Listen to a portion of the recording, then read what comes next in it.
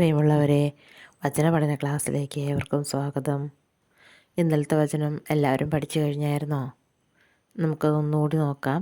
2 തിമോത്തിയോസ് 2:3.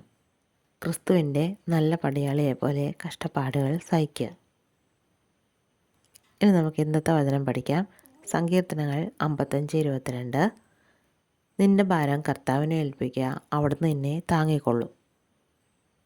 വചനം പറയുന്നത് പോലെ തന്നെ നമ്മുടെ ഓരോ ദിവസത്തെയും പ്രശ്നങ്ങളും ബുദ്ധിമുട്ടുകളും ദുഃഖങ്ങളും നിരാശകളും എല്ലാം ദൈവത്തിൻ്റെ സന്നദ്ധിയിലേക്ക് സമർപ്പിച്ചുകൊണ്ട് നമുക്ക് സമാധാനമായിട്ടിരിക്കാം.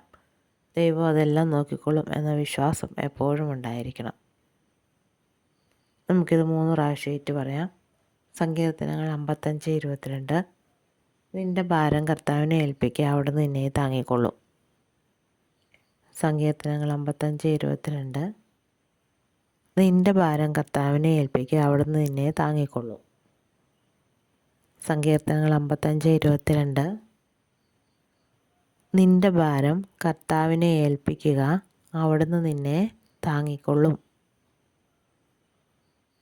നമുക്ക് മറ്റൊരു വചനവുമായിട്ട് നാളെ കാണാം. ദൈവം എല്ലാവരെയും അനുഗ്രഹിക്കട്ടെ.